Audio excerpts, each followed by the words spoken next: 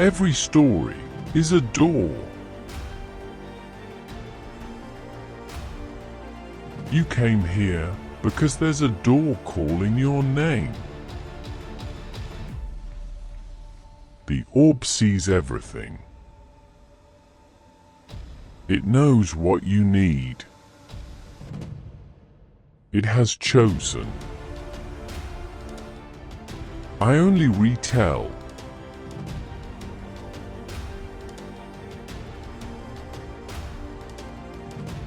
Real or fiction? I won't say. You only need to find meaning for yourself. Listen. Tonight, the orb stirs with an ancient memory. A memory buried in the red soil of Gujarat for over 170 years. Before I share what the orb has shown me, answer 3 questions honestly. Have you ever given away the last thing you had to a complete stranger? Could you wait 7 years without seeing any result and still believe? Would you refuse a fortune to keep a promise made to a man you met only once? If you hesitated, this story is meant for you. The orb reveals a family in Gujarat where 7 generations became wealthy at exactly age 49. The villagers called it a blessing. The family called it a curse.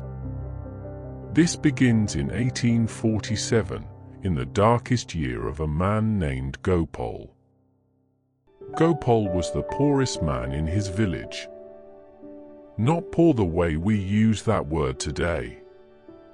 He counted grains of rice, one by one, because each grain might be the last. His wife died giving birth to their only son, Arjun. Every morning he would carry his infant son on his back and dig into earth that gave him nothing. The villagers whispered, "The land has cursed him." But Gopal never complained. Then one evening, when he had only a handful of rice left, a stranger appeared at his door.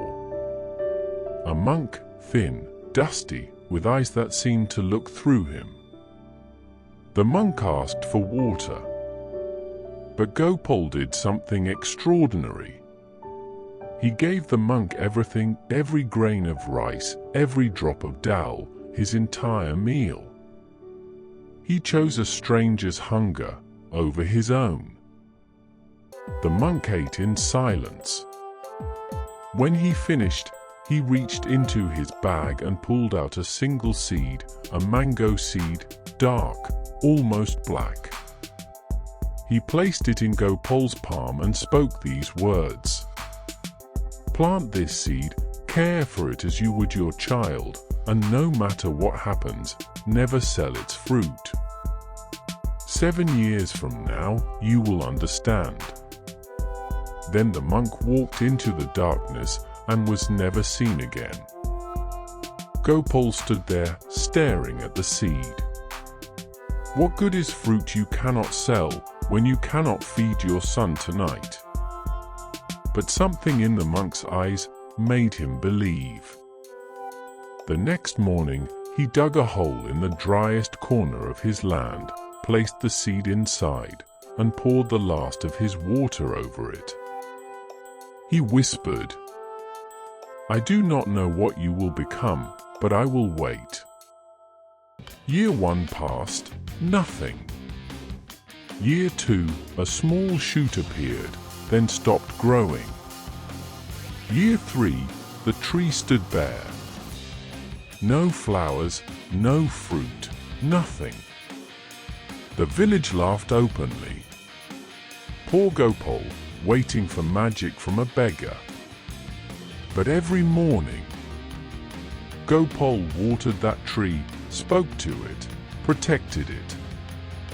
His son asked, "Father, why do you love a tree that gives us nothing?" Gopal smiled. Not everything valuable shows itself quickly. The deepest roots take the longest to grow. Year 5, the tree exploded with fruit. Mangoes so golden that people from 3 villages could smell them. Traders came offering prices Gopal never imagined. He refused them all. He gave the mangoes away, free, to the sick, the orphans, anyone who was hungry. Year 6, a wealthy merchant offered 100 times his yearly income. Gopal said one word: no. The village declared him insane. Then came the 7th year. A procession of royal officials passed through the village, elephants draped in silk, soldiers with gleaming spears. They stopped when they smelled the mangoes. The highest official tasted one, and his face changed completely. He demanded to meet the farmer. When Gopal was brought before him, the official stared at his face, then whispered, "It is you." 30 years ago, he said, "I was a boy drowning in the river. No one came, except one boy who jumped in and saved me. You never told me your name." The official did not simply reward Gopal with gold. He appointed him manager of all the royal agricultural lands.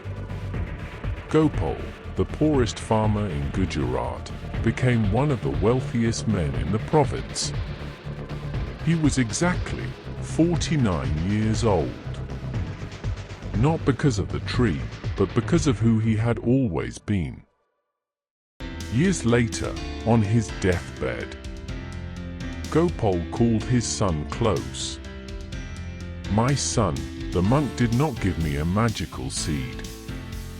There was nothing special about that tree." "Then what was the gift, father?" "A test. A test of 3 things the universe demands before opening its doors. First, patience. Waiting 7 years without losing faith. Second, freedom from greed. Refusing a fortune because your word is worth more than gold. Third, generosity. Giving away the best you have without calculating what you receive. When you master these 3 things, you do not chase wealth. Wealth chases you. Promise me you will teach this to your son." Arjun promised, and kept it. The secret passed through 7 generations. Each firstborn became wealthy at 49. Not luck. Not magic. 3 principles burned into their souls.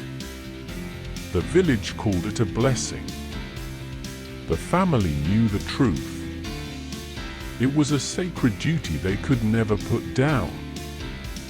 That is why they called it a curse.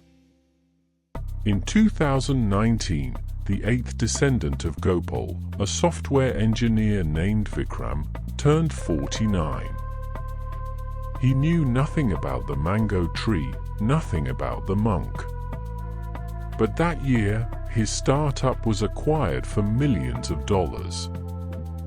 He visited his ancestral village to see his grandmother, a 95-year-old woman, the last keeper of the secret.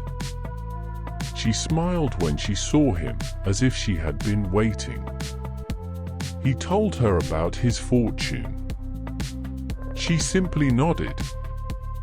He asked, "Grandmother, the mango tree our ancestor planted, does it still exist?" She took his hand and said, "The tree never existed, my child. What existed was a lesson, woven into how we raise our children, how we treat strangers, how we wait, how we give. The monk's seed was never a mango seed. It was a seed of wisdom growing inside our family for 170 years. So I ask you tonight, what seed are you planting that your grandchildren will harvest? The universe is always watching, and it always pays on time.